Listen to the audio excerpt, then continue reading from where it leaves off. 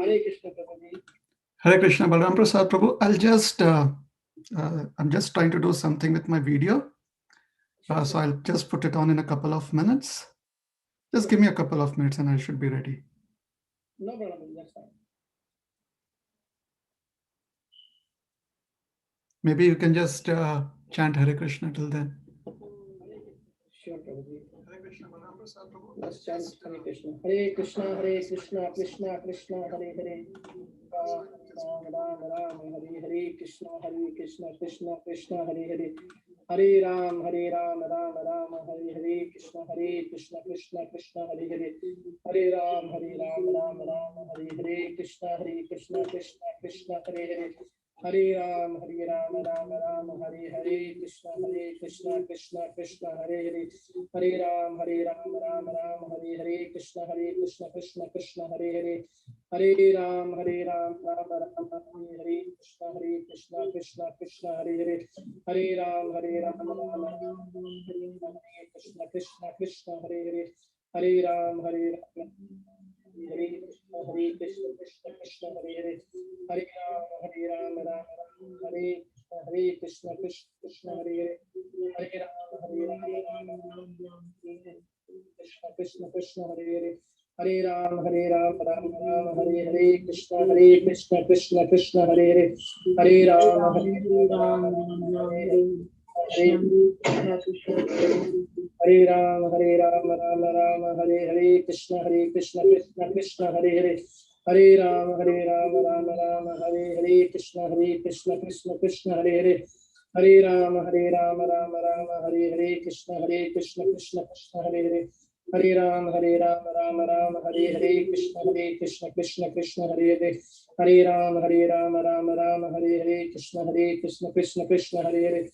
Hare Ram, Ram Hare Hare. Krishna Krishna Krishna, Hare Hare. Hare Ram, Ram Hare Hare. Krishna Krishna Krishna, Hare Hare. Hare Ram, Ram Hare Hare. Krishna Krishna Krishna, Hare Hare. Hare Ram, Ram Hare Hare. Krishna Krishna Krishna, Hare Hare. Hare Ram, Hare Hare. Krishna Krishna Krishna, Hare Hare. Hare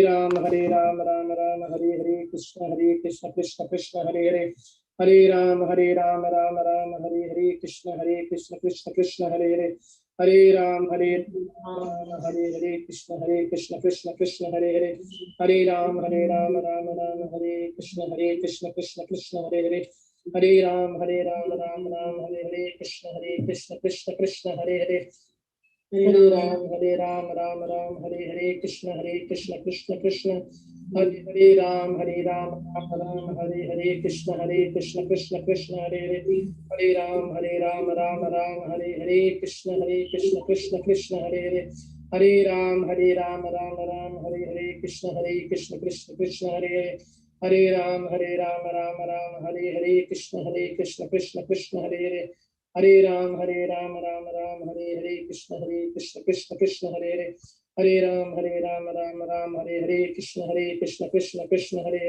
Hare Ram, Ram Hare Hare. Krishna Krishna Krishna, Hare Hare. Hare Ram, Ram Hare Hare. Krishna Krishna Krishna, Hare Hare. Hare Ram, Ram Hare Hare. Krishna Krishna Krishna, Hare Hare. Hare Ram, Ram Hare Hare. Krishna Krishna Krishna, Hare Hare. Hare Ram, Ram Hare Hare. Krishna Krishna Krishna, Hare Hare. Hare Ram, Ram Hare Hare. Krishna Krishna Krishna, Hare Hare. Hare Ram, Ram Hare Hare. Krishna Krishna Krishna, Hare Hare. Hare Ram, Ram Hare Hare. Krishna Krishna Krishna, Hare Hare. Hare Ram, Ram Hare Hare. Krishna Krishna Krishna, Hare Hare. Hare Ram, Ram Hare Hare. Krishna Krishna Krishna, Hare Hare. Hare Krishna. Hare Jai Hari Bol, Prabhuji. Hare Krishna. Am I clearly visible? Yes, Prabhuji. Thank you so very much. Hare Krishna. So wonderful to see you. So wonderful to see you, Prabhuji. Thank you so very much. So happy to see you too. Hari Hari Bol, Prabhuji. I would request everyone, if you would like to please switch on your video, so it will be very easy to see everyone. Please, if you can, it will be great. I think I'm not sure how to do this on Zoom. How do I change how my backdrop, that mirror image thing, because the Hare Krishna Mahamantra is looking upside down. No, we are seeing it right, Prabhuji. We are seeing right. You're seeing it correct? Can you see it correct? Yes. Because my image here shows me the Hare Krishna Mahamantra is written in. It is like No, in a mirror. So that is why. Okay, let me start. I have. Thank you very much, Balram Prasad Prabhu. I'm really, really grateful to you for giving me this opportunity to speak about the philosophy of Krishna consciousness to the greater Dallas area, to all the devotees in Dallas. And we are speaking on Bhagavad Gita 9.5. I could not get the message across, but one thing that I did not mention is that I gave this topic a heading, and the heading was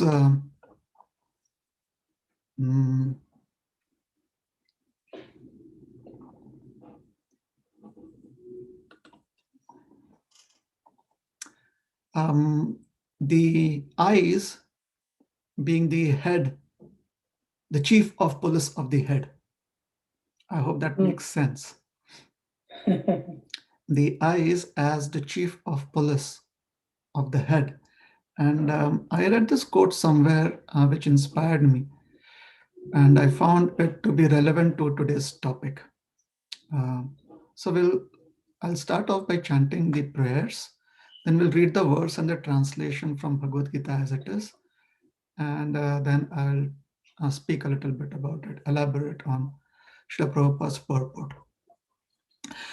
Om Ajnanatimirandhasya Jnananjanashalakaya Chakshurunmilitam Yena Tasmai Shri Gurave Namaha Shri Chaitanya Manobhishtam Sthapitam Yena Bhutale Swayam Rupa Kadamayam Dadati Swapadantikam Namam Vishnupadaya Krishna Presthaya Bhutale Srimate Bhakti Vedanta Swami Niti Namine Namaste Saraswati Deve Gauravani Pracharine Nirvishesha Shunyavadi Paschatya Deshatarine Vancha Kalpatarubhyascha Kripa Sindhubhya Evacha Patitanam Pavanebhyo Vaishnavebhyo Namo Namaha Jai Shri Krishna Chaitanya Prabhu Nityananda Shri Advaita Gadadhar Shrivasadi Gaura Bhaktivrinda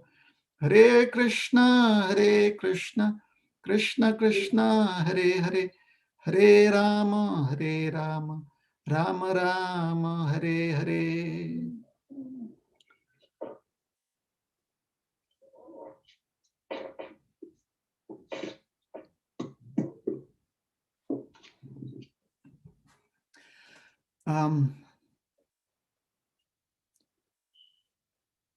I will start off by telling you a joke, but before that, let me first do this. Let me first read the verse. Bhagavad Gita 9.5. Let me tell you a joke. First, I'll tell the joke in Hindi for those of you who understand Hindi. You know, I'm from India, and Hindi is the national language of India. I was born and I grew up in India. So let me just tell it quickly in Hindi, and then after I've read the verse and its translation, I will tell the joke again in English too. The first in Hindi. एक बार एक द्वितीय कक्षा का बच्चा जो है, जो second class का बच्चा जो है, वह अपने स्कूल में गया था, तो शिक्षक ने उससे पूछा, नहीं, शिक्षक ने सारे कक्षा से पूछा कि भगवान कहाँ रहते हैं। तो कुछ बच्चों ने कहा, एक बच्चे ने कहा कि भगवान मंदिर में रहते हैं, दूसरे बच्चे ने कहा कि भगवान हृदय में रहते हैं, तीसरे बच्चे ने कहा कि भगवान जो हैं वो कण कण में हैं, और एक बच्चे ने कहा कि भगवान सर्वत्र हैं। एक बच्चे से जब पूछा गया कि भगवान कहाँ पर रहते हैं, तो उस बच्चे ने उत्तर दिया, भगवान तो हमारे घर के बाथरूम में रहते हैं, वॉशरूम में रहते हैं। तो सब कोई बड़े चकित रह गए, खास करके जो शिक्षक थे वो तो हक्के बक्के रह गए कि ये क्या हो गया। तो उन्होंने पूछा, बेटा आपने ऐसे क्यों कहा कि भगवान आपके बाथरूम में रहते हैं, आपके वॉशरूम में रहते हैं? तो बच्चे ने कहा, रोज सवेरे जब पापा को ऑफिस जाने में देरी होती है और वो बाथरूम जाना चाहते हैं तो मम्मी अंदर रहती है, अंदर से बाथरूम लॉक रहता है, तो पापा कहते हैं, हे भगवान अभी भी तुम अंदर बाथरूम में हो। तो इस प्रकार से उस बच्चे की समझ यह हो गई, छोटा सा बच्चा था, उसकी समझ हो गई कि हे भगवान कहा ना, तो शायद भगवान बाथरूम में रहते हैं। All right, so that was my joke in Hindi. Now let me come to the verse and I will try to repeat the same joke in English for those of us who do not understand Hindi so much. So this is Bhagavad Gita chapter 9, chapter from Bhagavad Gita as it is. So the chapter is entitled The Most Confidential Knowledge, text number 5. This is a very interesting text, very, very intriguing text. Anyways, the verse is in Sanskrit. Nachamatstani bhutani pashyame yogamayeshwaram bhutabhrinna cha bhutastho mamatma bhuta bhavana. Translation given by His Divine Grace, A.C. Bhaktivedanta Swami Srila Prabhupada. The translation is, and yet, everything that is created does not rest in me.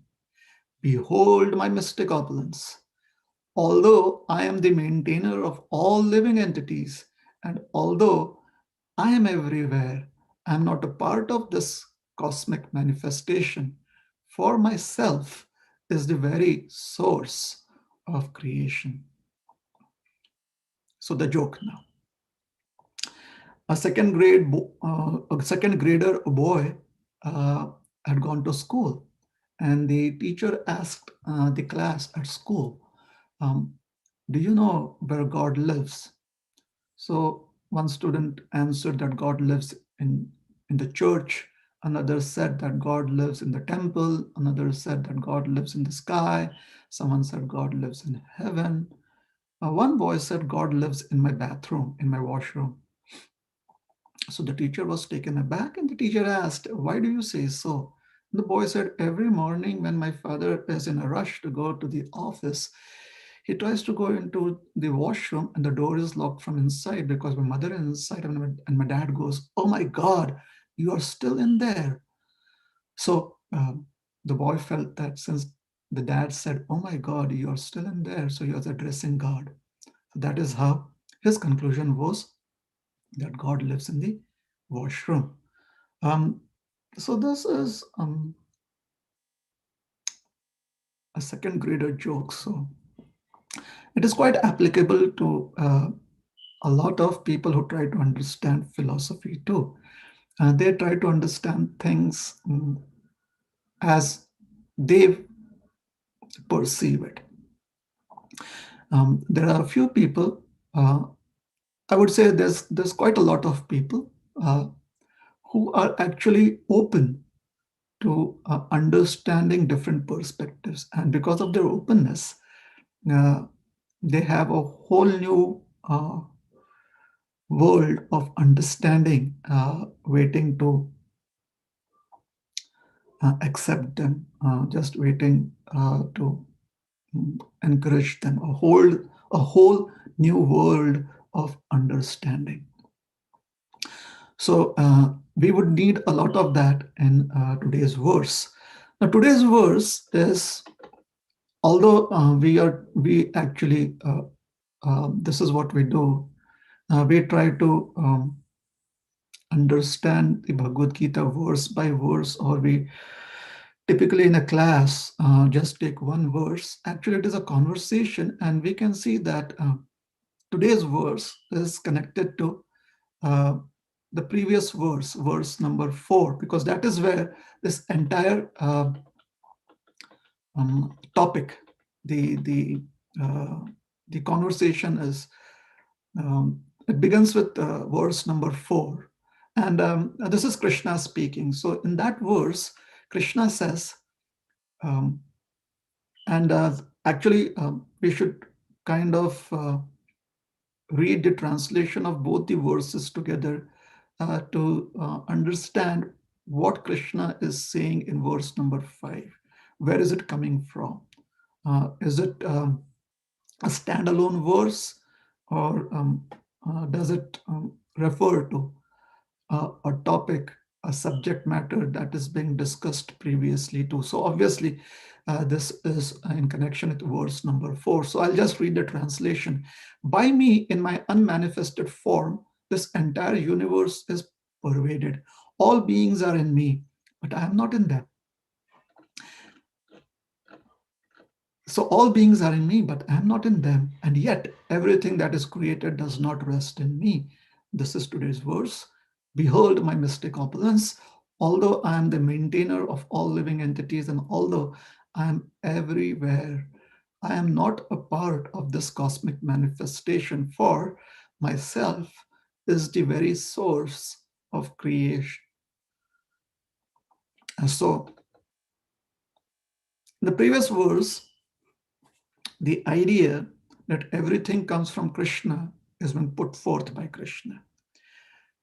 He says, Maya tatam idam sarvam jagat avyakta murtina. So Krishna says, Maya tatam, Maya means by me. So this is verse number 4. Very briefly, we will just see what Krishna is saying there, what are certain premises that he puts forth in that verse. And one of those premises would be addressed in verse number 5, that is today's verse. Please let me know if I'm getting too ahead of myself or if I'm too fast. Please let me know that. So verse number 4, if you have the Gita, Bhagavad Gita as it is open in front of you, then please go to the previous verse wherein Krishna says, Maya tatam idam sarvam jagat avyakta murtina. So Maya, by me, tatam, pervaded. This word tatam has been used at least in 3 or 4 places in the Bhagavad Gita, and everywhere tatam means to pervade or pervaded. So by me is pervaded, idam, this, sarvam, all this. Jagat, here Jagat would mean the universe. So Krishna is saying, by me, everything is pervaded.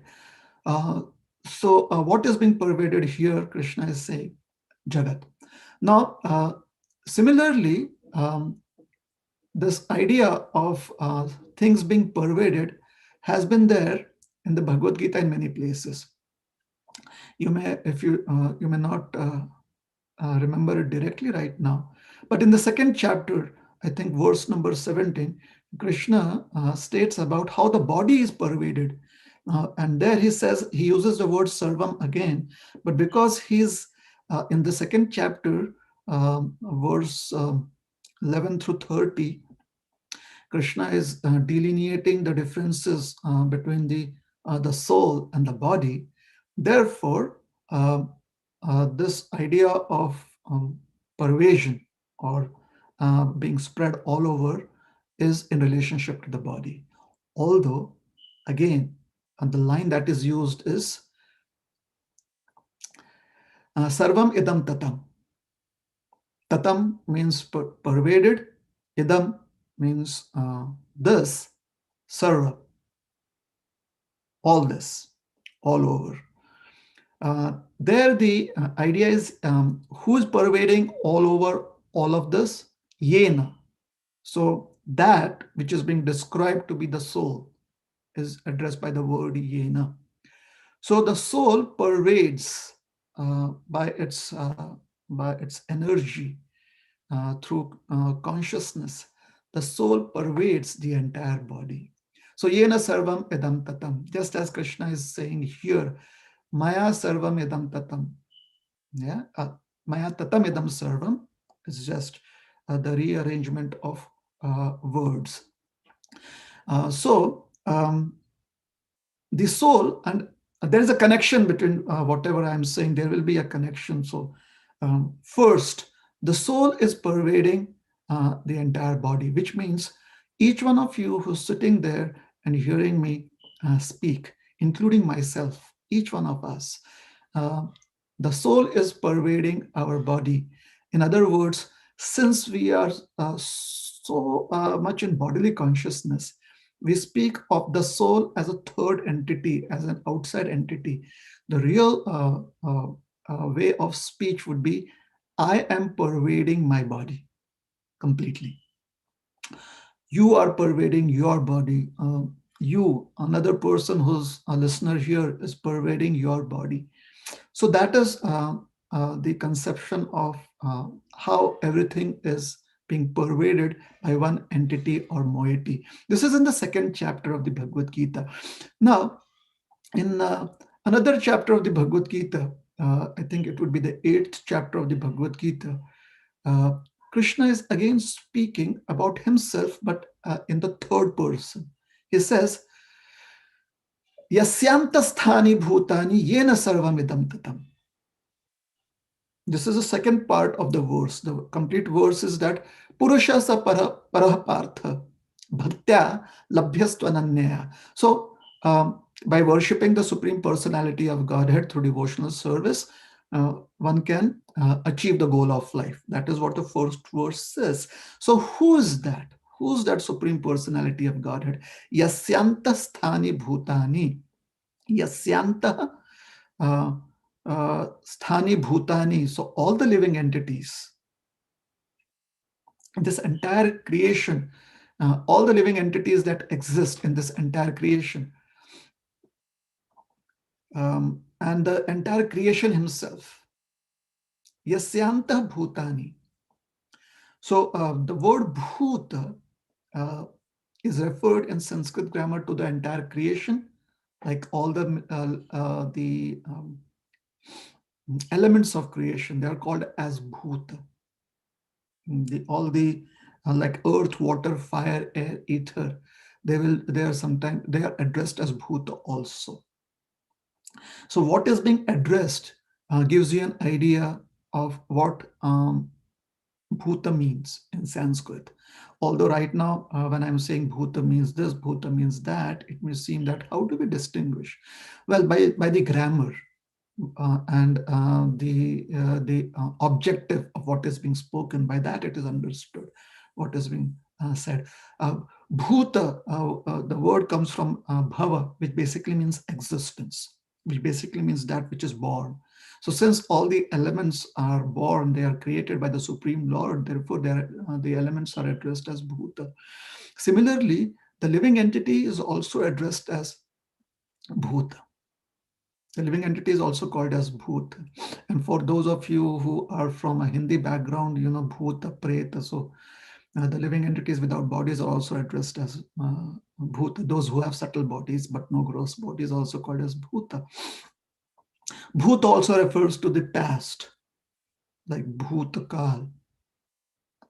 So the reason I'm explaining this is in verse number in chapter 8, and now we also see in chapter 9, bhutani, the word is being used. In chapter 9, bhutani, that word is used, or bhuta bhavana, that word is, bhuta is used in terms of living entities. And maya tatam idam jagat avyakt matsthani sarva bhutani, verse number 4. So all living entities are within me. In chapter 8, verse 22, where Krishna says, Yasyanta sthani bhutani. Here, bhutani refers to the entire material cosmos, consisting of the moving and non-moving elements of the cosmos. The moving are the living entities, and the non-moving are the material elements. So again there, Krishna in third person is saying, Yena sarvam idam tatam yasyanta bhutani. So Yena sarvam idam tatam has been used in chapter 8, it has been used in chapter 2. The same word Yena in chapter, Yena means by such and such person, Yena. So if I have to say that Balaram Prasad, Prabhu asked me to give this presentation. So you can ask, Yena, by whom were you asked? And I would say Balaram Prasad Prabhu. So yena it refers to the thing or the person that is being addressed. So when we say yena sarvam idam tatam, by whom everything is being pervaded, all of this is being pervaded. So yena sarvam idam tatam, and this idea in chapter 8, and yena sarvam idam tatam that we referred to 2.17 chapter 2 17th verse, they speak of different persons. One speaks about the soul pervading the entire body through its consciousness. The second speaks of chapter 8 speaks about the Supreme Lord pervading the entire cosmos through his consciousness, through his energies. That is why Gita, when we discuss, it is very very exhilarating. What makes it very more interesting is when we try to understand the Sanskrit that is there. Now, this is not the only place that such references will be there. There are other places also where references are there, like there is a reference of this in the 18th chapter too. And in the 18th chapter, again, the word that is used is, the line that is used is yena sarvam idam tatam, where it says yatha pravrittir bhutanam yena sarvam idam tatam. So according to how the living entities work, then swakarmana tam abhyarchya. So according to the kind of work that the living entity does, one can worship the Supreme Lord who is pervading the entire universe. So here, Yena Sarvam Idam Tatam, the Supreme Lord, is addressed to as the person who's worshipped by the fruits of the offerings and that one offers to the Supreme Lord, by the results of the offerings by the result of the work that one offers to the Supreme Lord. So again, the Supreme Lord is being spoken as the third person. So yena sarvam idam tatam. And there are three places. In one place, it refers to the soul pervading the living and the soul pervading the body. In the 8th chapter, it refers to the Supreme Lord who pervades the entire cosmos. And in the 18th chapter, it refers to the Supreme Lord who pervades the entire cosmos, but specifically that Supreme Lord who is the recipient of the results of one's work. This Supreme Lord who pervades the entire cosmos in terms of either the living entity, because the living entity is part and parcel of God. So the sum total of all the living entities' consciousness is just a fragmental expansion of the Supreme Lord's supreme consciousness. Let me repeat that again. The sum total of all the living entities, the sum total of the consciousness of all the living entities in creation, both the material and the spiritual creation, the sum total of all the consciousness of all the living entities in the entire creation is just a fragmental, or is just a small portion, an insignificant portion of the supreme consciousness of the Lord. It is just an expansion of that. So even the consciousness that pervades the entire body, which is a consciousness of the soul, the living entity, even that is actually referring to the fragmental portion of the Lord's consciousness. So in this way, we see that the supreme consciousness is being referred to in the Bhagavad Gita in many places. However, in one place, it is referred to as the fragment, as the possession or the quality of the living entity who's part and parcel of God. And the other two places, it has been referred to as the Supreme Lord, however, in the third person. To make matters perfectly clear, In verse number 4, Krishna says in first person, he says Maya. And therefore, this verse is very, very important, verse number 4, because Krishna directly says Maya. This is in first person. He says, he doesn't speak in third person, that Supreme Lord who's pervading. He says, I pervade. I am pervading the entire cosmos.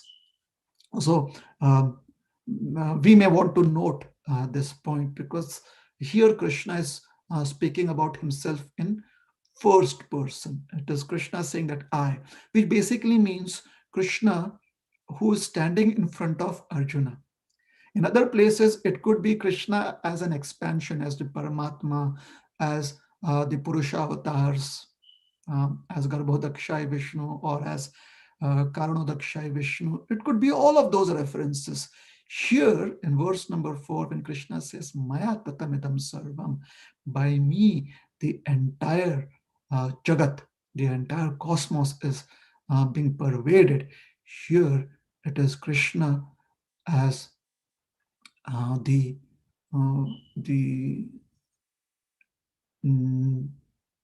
Parthasarathi, the chariot driver, of Arjuna. For devotees,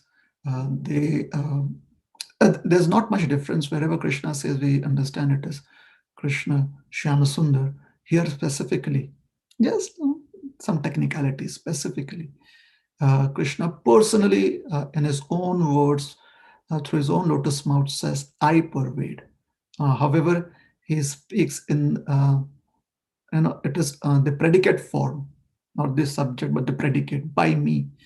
So the subject is the entire verse. This entire cosmos is pervaded by me. That is how Krishna is making the statement. Even though it is by me, still it is in first person. So, well, he makes two claims in verse number 4, and in verse number 4 itself, he kind of contradicts one claim, and then in verse number 5, he contradicts the second claim. So the two claims in verse number 4 are Matsthani Sarva Bhutani, all living entities exist within me, and No Chaham Teshu Avasthitaha. This is where he contradicts that. However, the first, I'm very, very sorry, very, very sorry, please. The first thing that he says, his claim is Maya tatam idam sarvam. I pervade the entire universe, which basically means that I am in the entire universe. And the second claim is Matsthani Sarva Bhutani, all the living entities are within me. And then in verse number 4, he contradicts the first claim, where he says, Sarvam Jagat Idam Tatam. I pervade the entire universe, and he says, Na Chaham Teshu Avasthita. However, I am not within the universe. So if I am pervading the entire universe, and then he says, I am not within that. So that seems to be contradictory. So that is the first contradiction, and I'm not going to go into that because that is not the subject of today's verse. I just wanted to first of all establish how these two verses are being spoken by Krishna in the first person, and therefore it has special significance. He contradicting himself as I'm not in them, which I'm not in the entire universe, is interesting. Then in today's verse, which is basically the continuation, it is like Krishna is saying, Na chaham teshu avasthita na chamatsthani bhutani. It's like this. But since we read it as two different verses, therefore it seems that these are two different instances. So no, actually, after Krishna has said, Maya tatamidam sarvam jagat avyakta murtina matsthani sarva bhutani, that is one part. So he speaks that in one breath. Then in the next breath he speaks, Nachamat-sthani bhutani, nachaham teshu avasthita, nachamat-sthani bhutani pashyame yogam aishwaram. So this is what Krishna speaks in his next breath. And then in the third breath he says, Bhuta brinna cha bhutastho mamatma bhuta bhavana. So that is his third breath. I'm just trying to make it a little more dramatic when I say that it does not mean that this is how Krishna actually spoke. He could have spoken the entire thing in one single breath. Just so that we can see, we can correlate. So we will not discuss the first contradiction, which is not exactly a contradiction. We will discuss the second contradiction, and we'll try and understand how it is not a contradiction. So the second contradiction is Krishna says Matsthani Sarva Bhutani. That was his claim. That Matsthani, all the living entities are in me. And then he says Nacha Matsthani Bhutani. Bhutani refers to living entities. Matsthani means within me. Nacha means certainly not. So certainly not, definitely not, the living entities are in me. That is how Krishna is saying the living entities are not in me. So yet everything that is created does not rest in me. So Srila Prabhupada is taking both the claims and addressing it here, which is correct. It is not incorrect. He is addressing both the claims as a single claim, which is what Krishna is also doing, and he's saying that we are just breaking down the words, and therefore technically we are saying that Krishna says Matsthani Sarva and says Nacha Matsthani Sarva. Matsthani Sarva Bhutani, Nacha Matsthani Bhutani. So Nacha Matsthani, within me, none of this rests, or they are not in me, Krishna says.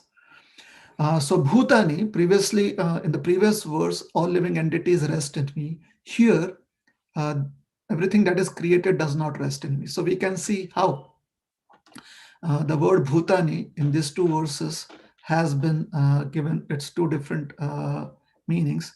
One is Sarva Bhutani. If you have the word to word meaning Gita in front of you, if it is open in front of you, you can see that Sarva Bhutani is being translated as all living entities, and here Sarva Bhutani, Nacha Matsthani Bhutani, Bhutani is translated as all creation. So we can see both the arthas, both the meanings come out according to the context that is being spoken. Okay, so that having been said, let us see. Srila Prabhupada, let us try and elaborate on this a little more. Oh my God, I have just 10 more minutes. Srila Prabhupada says that when we speak of the Supreme Lord, generally the idea that God is great brings this image in mind that he can bear the load of all that exists. He is like this very, very powerful person who can carry a heavy weight on himself.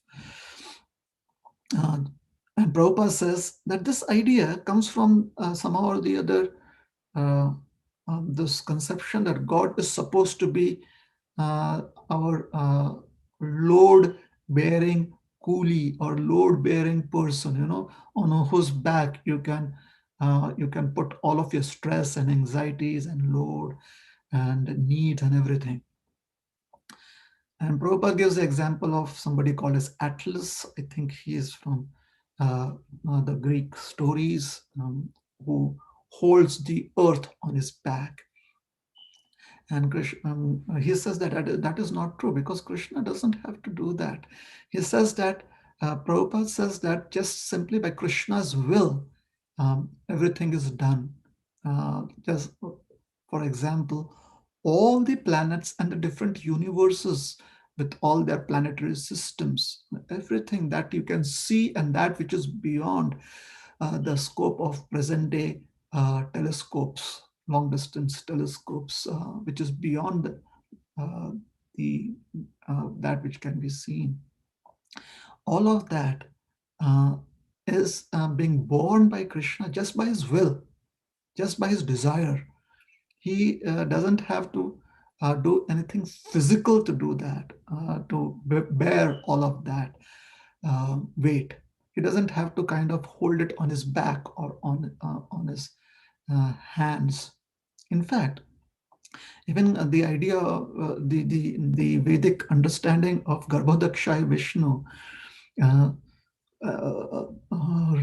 manifesting the 14 planetary systems. The 14 planetary systems are manifested in the stalk of the lotus flower that sprouts from his navel. So even that Krishna is maintaining just by, the energy that sprouts from his navel. That's it. That's or Garbhodakshay Vishnu is doing that. That is how powerful Krishna is. Or Karanadakshay Vishnu, he all the universes, they enter his bodily pores, and he doesn't have to really exert. He is simply in yoga nidra. He is kind of lying down, and he does not even notice what is happening. All these universes that after universal, the complete devastation, they enter his pores. So that is a power of Krishna. Just by his will, by his desire, things happen. Another thing that is being mentioned here is the word Aishwarya Yoga. And Prabhupada, in his purport, he says that it is like Krishna doing a magic, doing magic or showing a trick or kind of revealing his opulence. And basically, that is what Aishwarya Yoga is. Yogam, Pashyame Yogam Aishwaram. This is the inconceivable revelation of Krishna's majesticity, his majesty, Krishna's majesty rather. I don't think so majesticity is a word. This is a revelation of Krishna's majesty, how majestic Krishna is. And it is also inconceivable. Hence, the word Aishwarya is also used. See, yoga refers to something very, very divine. It comes from yuj dhatu, which means union also, but also it refers to divine. It refers to that which is ephemeral, that which is non-material. One of the understandings of yoga according to the Nirukti would be this. So Aishwarya refers to inconceivable. Although Aishwarya also means opulence, it also means inconceivable opulences. When you reveal your Aishwarya, when you reveal your opulence, it means that the common people do not have that facility, and therefore it becomes inconceivable, or that which cannot be conceived by the common people, that could not be achieved or understood by the common people. Hence, inconceivable opulences, or Prabhupada says, inconceivable wonderful pastimes are displayed by Krishna through his energy. He quotes a verse from the Shrutis, Yujjate nena durgateshu karyeshu. Basically, it means inconceivable and completely mind-boggling activities of the Supreme Lord are revealed, Yujjate, and innumerable, unlimited, anena, Yujjate, are just happening by his will. Yujjate, here Yujjate means it just happens by his desire. It just manifests by his desire. So when Krishna wants to do something, he simply just desires. That's it. Well, then we see that in Govardhan pastime, he actually lifted Giriraj Govardhan. So his will manifests in two ways. His will manifests in prakat and aprakat. His will manifests in the revealed form and that which is not revealed, or in the manifest form or the unmanifest form, both. So when he reveals his will, potency, those are called as revealed pastimes, prakat lila. And that which is not revealed and which is innumerable, inexhaustible, unlimited pastimes, those are called as aprakat lila. Pastimes which will be revealed when we are qualified enough to have that revelation. So that is how Srila Prabhupada he explains the word yogam aishwaram, and he explains the idea of how Krishna sustains everything, sustains his creation. Now we'll come to the contradiction and we'll try to understand the contradiction. I think I will be going a little beyond my time, so maybe there won't be time for question answers because it would be, I think it would be very, very interesting. How is it that Krishna is he says that everything is in me, the living entities are in me, and then he says that they are not in me, and then he says that I pervade everything, and then he says that everything that is created does not rest in me. We'll take the help of logic here because Krishna is speaking something very logical. Very briefly, I would just use one example. For example, let us, we all know the ocean has waves and the ocean is made up of water. So water has waves. Yes, the ocean has waves in them and the ocean has water. So the statement that there is a statement that the waves in the water and water in the waves. Both statements are correct. There is waves in the water and there is water in the waves. Similarly, the world is in the Paramatma and Paramatma, the world is in the Lord and the Lord is in the world. Similar statements. There's waves in the water and there's water in the waves. Okay. So the world is in the God, the entire world is in God, and God is in the entire world. Now, what would be the contradiction? The contradiction would be waves are not in water and water are not in waves.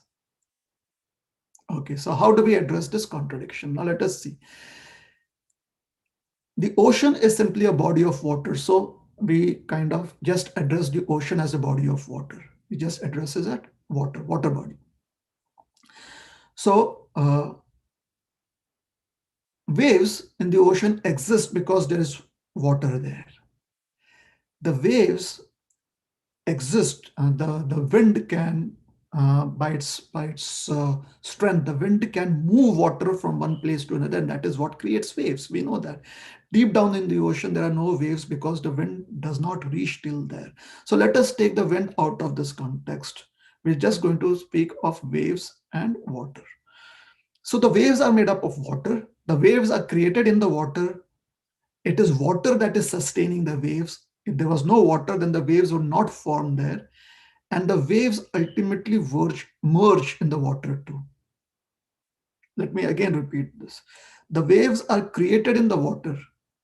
The waves sustain or they're supported by the water. And the waves merge in the water too. They again go back into the water. So water is the basis of the waves. Similarly, the creation comes into being because of the support of the Paramatma, because of the support of Bhagavan. The creation is sustained by the Lord's will, and the creation ends, which is called as pralaya or devastation, and everything goes into the Lord. The Lord is just the support. He is also the creative force, and He is the sustaining force, and in devastation, everything again rests in Him. So the logic is similar in both the examples. Now let us take up the contradiction.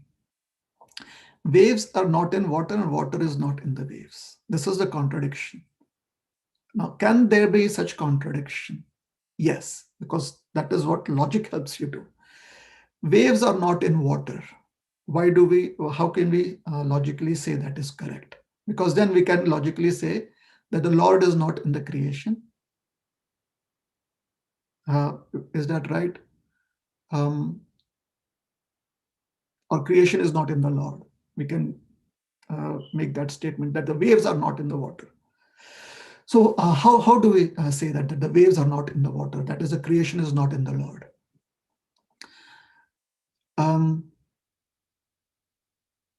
Waves are actually made up of water. There's nothing else but water in the waves. So actually, when we say waves in the water, it is based on logic. It is water in the water. Just two different forms of water, but water in the water. So water being common, it is only water existing everywhere. So there's nothing but water existing everywhere. Hence, water in the water, so waves are out of the picture now. Therefore, waves are not in the water, it is water in the water. Now the statement, waves are not in the water, can be proven to be correct based on logic. Because waves are nothing but water, so everything is just water. Similarly, the creation is not in the Lord when we make that statement, which is what is the contradiction here, because the creation is nothing but the Lord. Everything after devastation goes into the Lord, and only the Lord exists, and the creation comes from the Lord. So the creation is nothing but the Lord. So we can say the creation is just another form of the Lord in the Lord. It is just the Lord everywhere. It is just Krishna everywhere. And hence, based on logic, the universe is not in Krishna, which is what is being stated by Krishna. And yet everything that is created does not rest in me. So this is logic, because everything that is created is nothing but me. It is I in another form, Krishna is saying. And hence there is no differentiation. Therefore, the contradiction is not a contradiction. It is actually true. And now the other contradiction. Water is not in the waves. Again, the logic is the waves are nothing but water. So there is water in water. Therefore, there is water existing everywhere. So the Lord is not in the world. The Lord is distinct from the world, because the world is nothing but Krishna. So before creation and after devastation, it is but Krishna. And therefore, when the Lord says that the world rests on me and still I am not in the world, and then he says it does not rest in me, there is no contradiction, because what is being stated is that the manifestation of the Lord in the various forms, whether it is part and parcel of as the living entities, or whether it is energy as material energy, everything is an expansion of Krishna. Therefore, it is Krishna, and therefore everything is Krishna. And hence, Krishna is not contradicting himself here when he says that all that is created does not rest in me. There is another way that this logic can also, that this so-called contradiction can be addressed. I don't have the time for that. What I want to address is that this logic is conceived only when we use our intelligence. Intelligence is also properly used by the grace of God, which is a fact. The Eureka moments is just inspiration from Paramatma. Eureka, I found the answer. So Eureka, I understand it now, is by the grace of God, because sometimes, despite so many ways a thing is explained, we don't understand it. So grace is there, but our door to receive that grace is closed. So we have to, as of yet, we have not opened that door to receive the grace, and hence we don't understand. So intelligence or the good use of intelligence is actually a blessing we should count those blessings. It is a blessing from Krishna. It is the grace, Krishna's grace. Now, Pashyame Yogam Aishwaram. Grace is inconceivable. You cannot conceive how grace works. You cannot conceive how grace functions.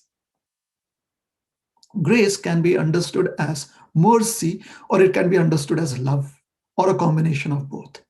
In Krishna consciousness, we conceive of it as combination of both mercy and love. So grace means there's mercy, which means, yeah, Krishna is a support, so we need his mercy. Without him, how can anything exist? At the same time, Krishna and we are bound by this relationship of love. So there has to be love too, loving devotional service. Okay, so grace. So Yogam Aishwaram is, when we speak of Yogam Aishwaram, what we are trying to address is this inconceivable mercy and love that Krishna bestows on us. So Pashyame Yogam Aishwaram is not Krishna trying to show Arjuna, hey Arjun. He's not trying to show off in front of Arjun. He's not trying to show off in front of all of us. Arjun is his devotee. Krishna does not need to show off to anyone. What to speak of Arjun is devotee. Even though Arjun is a little bewildered right now, he's still Krishna's devotee. So there's no need for Krishna to show off in front of Arjuna. So definitely Pashyame Yogam Aishwaram is not showing off. What is it? It is Krishna's heart of love that is addressing Arjuna. Hey Arjun, kindly see my grace, understand my grace, receive my grace, receive my blessings. You receive my blessings, and these contradictions will no longer seem contradictions. You will be able to see beyond what you are seeing right now. You will be able to perceive beyond what you are perceiving right now. Hence, that perception is addressed by Krishna in the previous chapter, where he says, he speaks about these Mahatmas, Bahuna Janmanam Ante Jnanamam Mam Prapadyate. This understanding of grace cannot be bought at Costco's or at any mall. It cannot be taken off the shelf of our dad or mom, or even from the shelf of the spiritual master. You walk in and take a book of his or her shelf, the spiritual master or guru. But grace cannot be taken like that.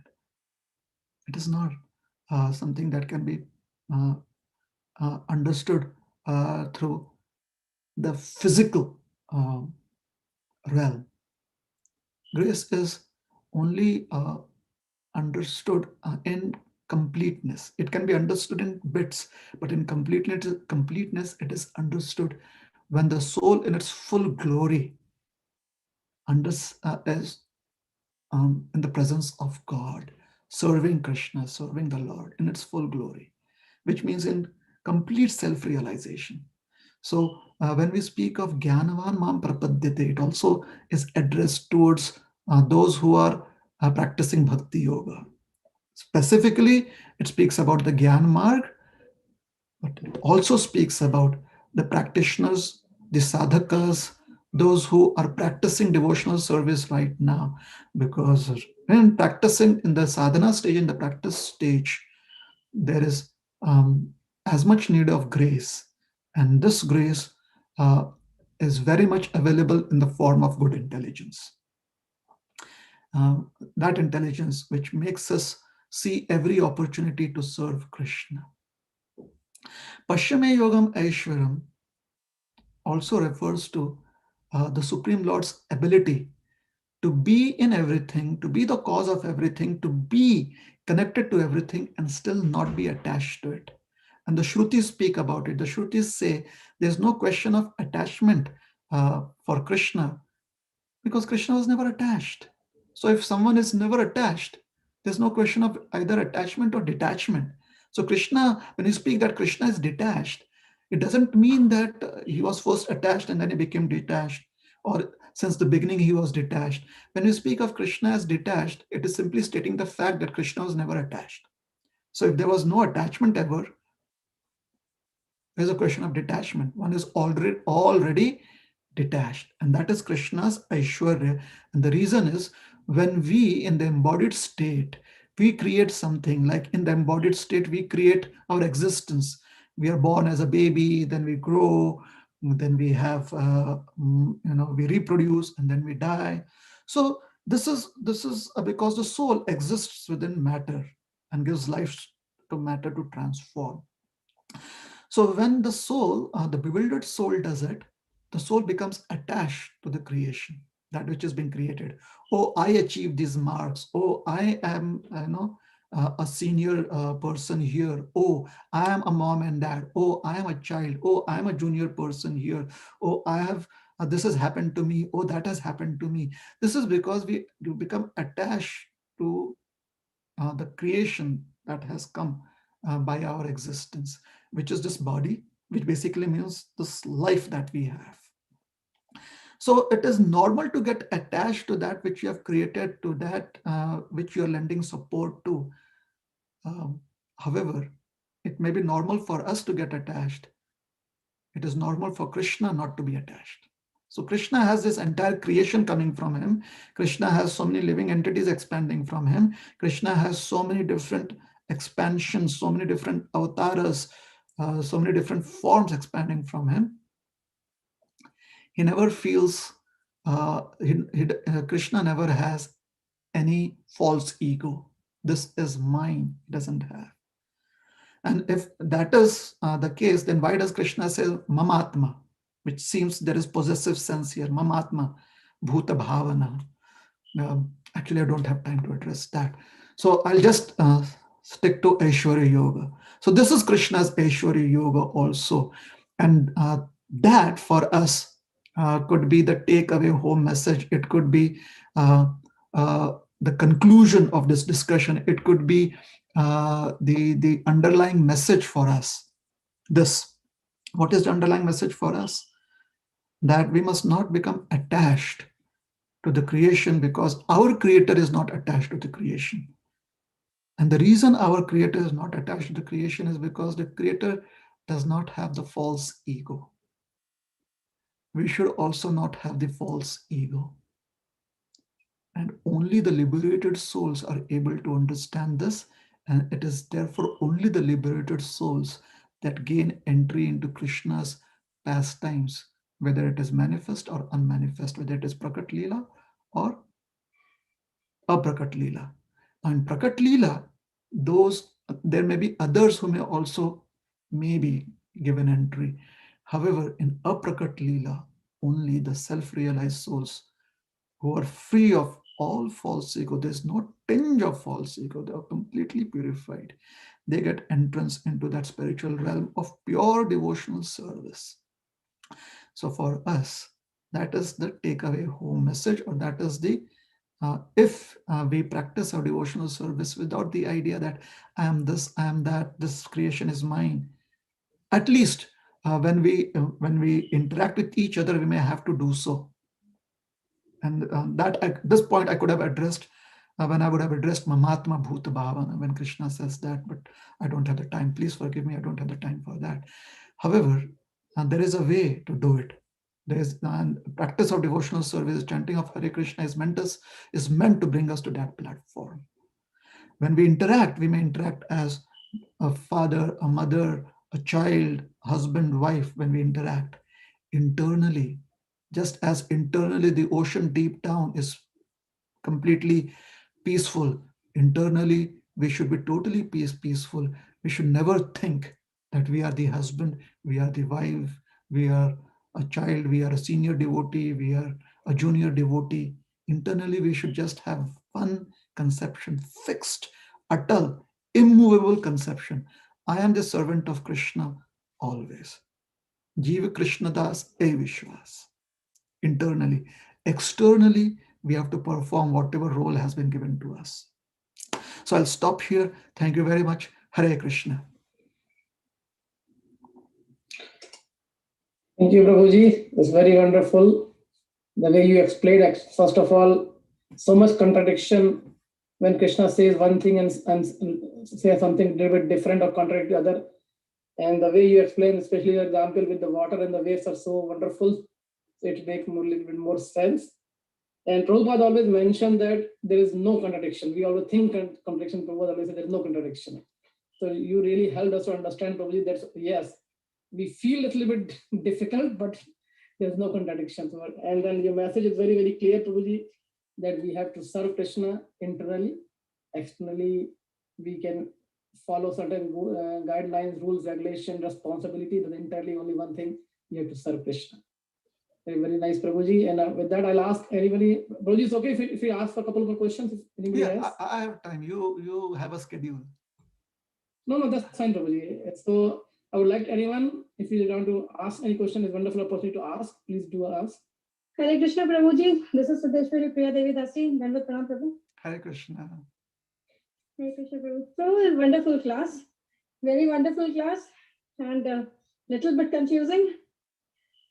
Let me know where it is confusing, and since I have time now, I just took up one logical point, one point. So if there's something confusing, let me know, and I will try and see if I can explain it a little slowly. Yeah, but because the waves thing was a little confusing. Okay, is it all right if I just do that again in 5 minutes? Sure, Prabhuji. Okay, so the ocean is a body of water, and there are waves in the ocean. So this is, let us say these are sentences from some article. Now we will start thinking logically. Now we'll use logic. Now we'll give up, literature, just in terms of, just see. We are now trying to apply logic to this. Okay. Mm-hmm. So the ocean is a body of water, and the ocean has waves in it. So technically, we can just say that a body of water with waves in it. This is logic. Okay. So there is water, and the water has waves in it. So it makes sense. The statement that the water has waves in it is correct. There is water in the waves, right? Yeah. So that is correct. So if water is the basis of the waves. If there was no water, there would be no waves. No waves, obviously. The waves are born from the water. If there was no water, the waves would not be there, right? So they are created from the water. When the waves are created, they are sustained by the water. If there was no water, then the waves would not form. They would not kind of have some height. So they are sustained by the water. So the waves, if you can see, the waves are coming up, then they go down, then they come up and go down. So they are being formed, then they are being sustained, and then they dissolve. So water is the basis for the waves. This is also understood now. So the waves are in the water, this statement, and water is in the waves. Both these statements are correct, right? Yes, Prabhu. Okay, so there is clarity in this. Now we are going to use logic, and with logic establish just the opposite statements. So the first statement is that there are waves in the water. Right. So now we are going to establish how waves are not in the water. Waves are not in the water. Right? So waves in water, that is established, right? There are waves in water. So waves in water, that is what is understood. Yes. Okay. So now using logic, we are going to see how the statement waves are not in water can be established. Make sense now? The contradiction. Yes. See? Yes, Prabhu. So now philosophy has a lot of logic in it. So that is what we are doing, just logic. Waves are not in the water. That is what we have to establish now. Right. All right. What is waves? Waves are nothing but water. A wave is nothing but it is made up of water, right? Right. So math. Wave is made up of water. So replace wave with water now. Yes. In the statement, waves in the water, now replace waves with water, because waves are Water nothing is but water. water. Water in water. Yes. Okay, so there is water everywhere. There are no waves. Yeah. Hence, I've established a statement that waves are not in water. Right. There's water everywhere. Water everywhere. Similarly, the Shrutis, the scriptures explain that it is Krishna everywhere. There's nothing but Krishna. True. So the scripture will say that the material world is not in Krishna, which is being stated here, that nothing rests in me, Krishna says. Mm-hmm. Why? Because everything is Krishna, Right. right? So Krishna in Krishna, which means everything in Krishna, so everything is Krishna. This is not impersonal. This is logic. Mm-hmm. All So right? it means that material world is Krishna. Yeah. It is Krishna in another form, right? Yeah. Okay. Just as waves is just water in another form. Right, Prabhu. Thank you so much, Prabhu. And Prabhuji, I want to hear more, like for the devotional service, you were describing a little bit in the end, but you don't have time. So I want to hear that more. So maybe Sure. next time, Okay. next Friday, if you can come, I Next want to hear Friday. more. All right. Let us see. I'll try. Yeah, thank you, Prabhu. I'm Thank not you so much. sure how to set this up, so Yeah. we'll see. All depends on Balram Prasad Prabhu. So, Prabhuji, we are always open to have you in our discussion and sessions. So whenever you have Yeah, time, because this is the most important subject of devotional service. How we are doing devotional service and how we should do devotional service. That is the most important, as we all are doing in the temple or at home. So, if you can throw a light on this, that would be really great. Prabhuji, Sorry, Balaram Prasad Prabhu. Today, when I addressed devotional service, when I was addressing devotional service, from today's verse, what is the marma? The essence. The Right. essence is that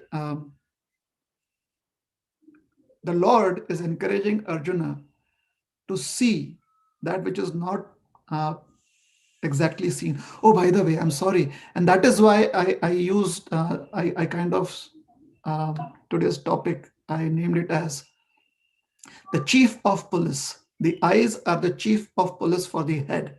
The head is intelligence, but the eyes see. I see facts.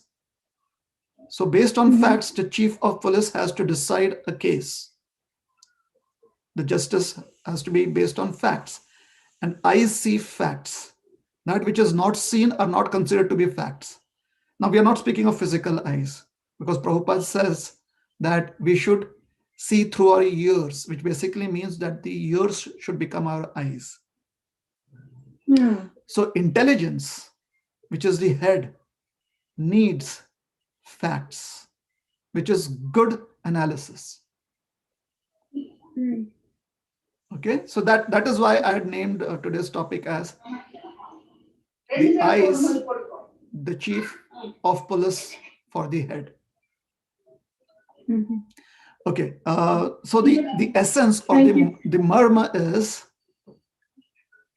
always internally within ourselves trying to be fixed in the idea that we are the servant of Krishna. Externally, whatever roles we may perform, there may be some external manifestation of existence, which is called as ego. Ego basically means existence. Aham. The Sanskrit word aham, ahankar. That is where ahankar comes from. Aham karoti. So aham, existence. So when our existence is in terms of Balaram Prasad Prabhu or Rohinipriya Das or so and so person, then that is the external. The internal is I am Das. More than Rohinipriya Das, I am Krishna Das. That is the internal. So Rohinipriya should translate as Krishna. Balaram Prasad should translate as Krishna. Balaram Prasad should not translate as Balaram Prasad, who is in Dallas. Internally, it should not translate like that. Internally, the translation should be Balaram Prasad is Krishna. So Krishna Das.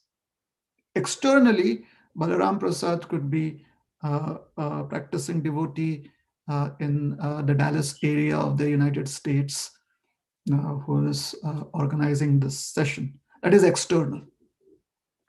So there is external activities which should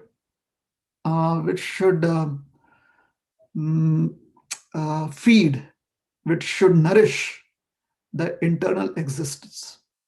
Now, when the external activities act contradictory to become contradictory to internal existence, then we do not receive nourishment, and that is where the false ego affects our devotional practice.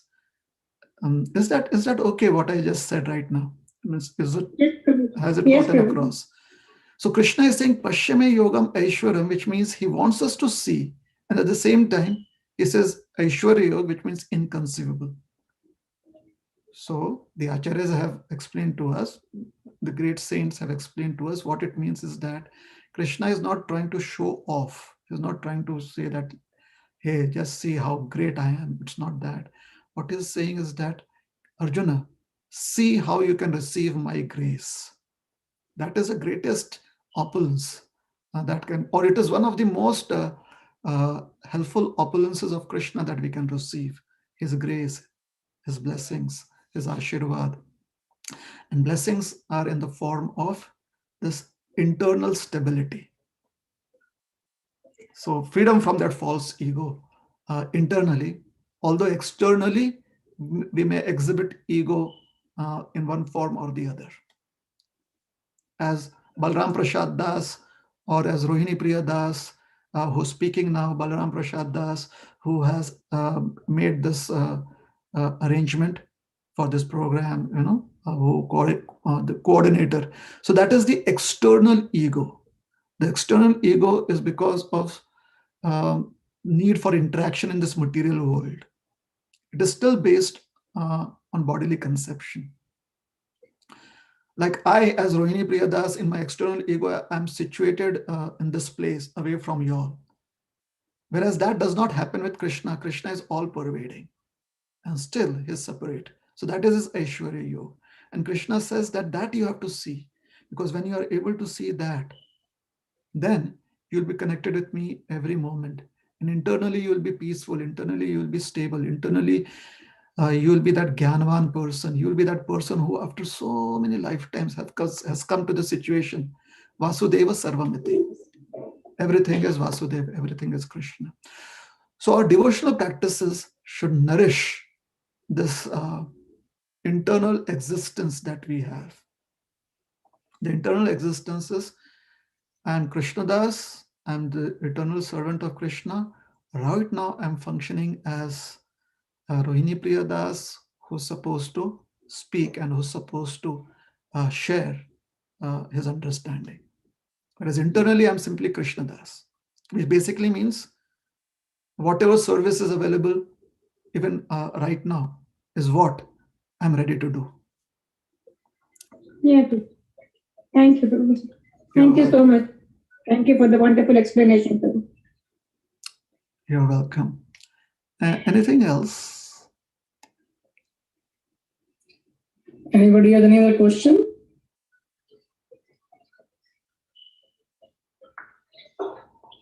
Hare Krishna Prabhu, this is Radhanam Das. Thank you so much for a wonderful class, a very thought-provoking and very nice explanation. We are lucky to have your association today.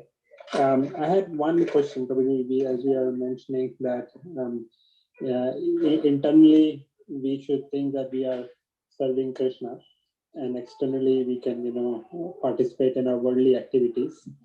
So how to practically have application of that, external, whenever we are doing our work or whenever we are taking care of our children, we are fully dedicated in doing that. So how do we internally think that that is service to Krishna? I mean, we can have an overall picture that, yes, our children are Krishna's children, so we have to make them Krishna conscious. But how do we internally constantly engage in service of Krishna? And practically, what are some tips for that, Prabhuji? When it comes to tips, especially with so many wonderful realized people around presently, the list can be huge, isn't it? So I'll try and just address the principle here through an example.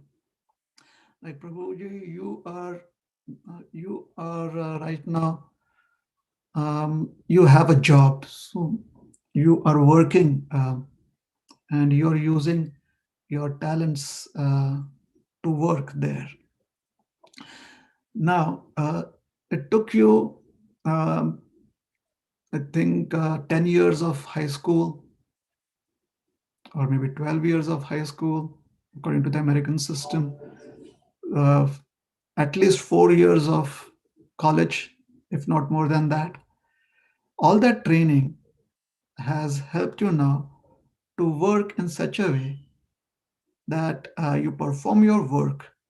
However, your heart is. Why does anyone work? Sometimes people say, I'm a workaholic. I work because I like work. But most of us, we work because we want to just get bread to the table for our family. So our family is our biggest concern. We work for our family. Most of us do that. Family, those who are family men, or family people, family persons, men or women. So training through school, high school, college is making us perform well at the work that we do. Although the reason that we do that work is so that we can maintain our family. So our family is a concern. If we could get whatever we need just being with the family, then most probably not many people would work, but that will not happen. That does not happen. So we already know the technique because we are doing it day in and day out. What we lack is those hours of strict training, or what we lack is sufficient hours of strict training that will help us work in one sense, let us say mechanically, or just make us work because all our senses are trained to do that. However, our intent or our heart is at a different place. So when I say the same principle can be applied to devotional life, if we were wanting this human form of life to be perfected, then in our devotional practice, we have to apply the same principle. The technique, the principle, the module is the same. We do all our whatever our relationship demands, we do all of that. However, our heart has to be in the place where we constantly remember we are servants of Krishna. And we can do it perfectly because there will be no shortcomings in the relationships that we have. There won't be anything missing out. Why? Because right now we are doing it, but we are doing it for a material cause. We have to now do the same activities for the spiritual cause. We can do it for the material cause because we've received sufficient training to do it in a way that our material cause still remains the heart, that is the family, still remains our intent, that is the family.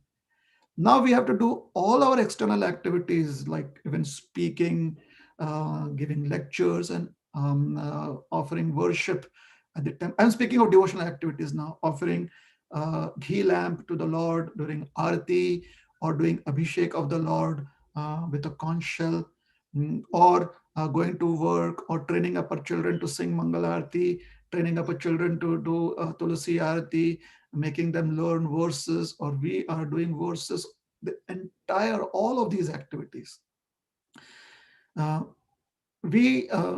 need to be done. However, our heart has to be in some other place.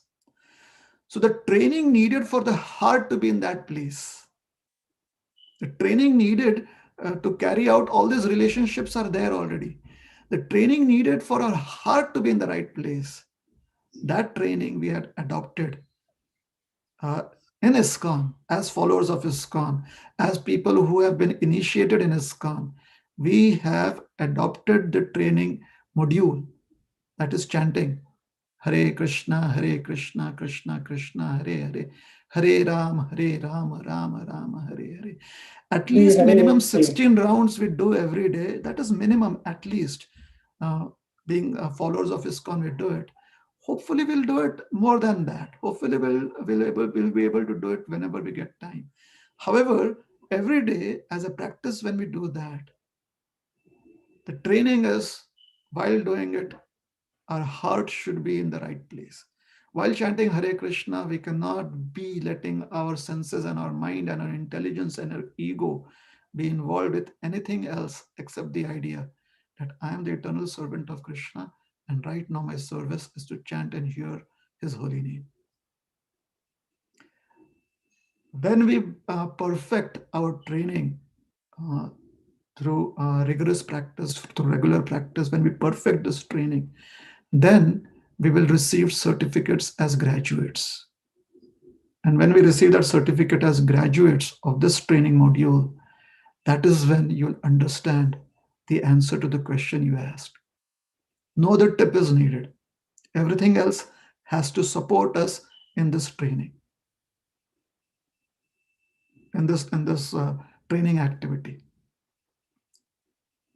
Is that all right? Yes, thank you so much, Prabhu.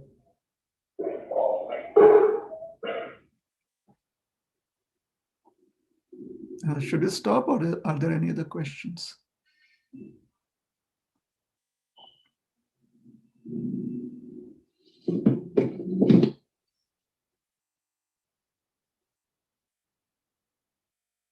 I think we can stop because there's no response. Is that all right? Yes, Prabhu.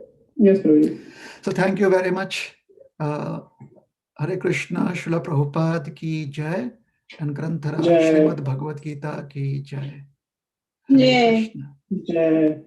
His Grace Rohinipriya Prabhu ji ki jai. Gaur Bhakta Thank you, Prabhu ji, for your precious time and